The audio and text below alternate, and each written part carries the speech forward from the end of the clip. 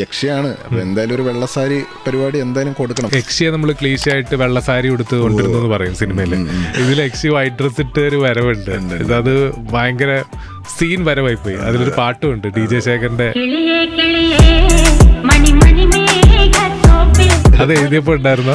എഴുതിയപ്പോ പാട്ടുണ്ടെന്നുണ്ടായിരുന്നു. അതായത് ആസ് ചന്ദ്ര റൂമിലേക്ക് കടന്നു വരുമ്പോൾ അവിടെ ബാക്ക്ഗ്രൗണ്ടിൽ വേണുവിന് ഇഷ്ടമുള്ള ഒരു പാട്ട് പ്ലേ ചെയ്യുന്നുണ്ട് എന്നുള്ളത് അത്ര ഉണ്ടായിരുന്നു സ്ക്രിപ്റ്റിൽ. പക്ഷെ എനിക്കൊരു പാട്ട് വേണം, ഒരു retro song that connects to the audience എന്നുള്ളൊരു ഇത് തോട്ടിലുണ്ടായിരുന്നു.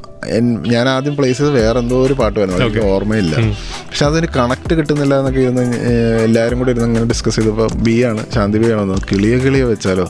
കിളിയെ കേൾക്കുമ്പോൾ തന്നെ നമ്മൾ ഈ ശേഖറിന്റെ വേർഷനും കേട്ടിട്ടുണ്ട്. അതിന് എന്തോ ഒരു മാഗ്നറ്റിക് ഒരു മാജിക് ഉണ്ട് അതിന്. അപ്പൊ അതാണെങ്കിൽ കറക്റ്റ് ആയിരിക്കും. പക്ഷെ ബി വന്ന ലിറിക്സ് വൈസും ഇറ്റ് ആക്ച്വലി സൂട്ട്സ് ചന്ദ്രാസ് ക്യാരക്ടർ.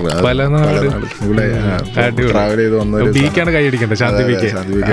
ക്രെഡിറ്റ്. അപ്പൊ അങ്ങനെയാണ് പ്ലേസ് ചെയ്തത്. ആൻഡ് വി wanted to യക്ഷിയാണ്. അപ്പൊ എന്തായാലും ഒരു വെള്ളസാരി പരിപാടി എന്തായാലും കൊടുക്കണം. പക്ഷെ വെള്ളസാരി വേണ്ട, ഒരു വൈറ്റ് യക്ഷി റെഫറൻസ് എന്തായാലും കൊടുക്കണം. അതങ്ങനെയുള്ള ഒറ്റ സീനേ ഉള്ളൂ. അതുകൊണ്ടാണ് വൈറ്റ് ആക്കിയത്.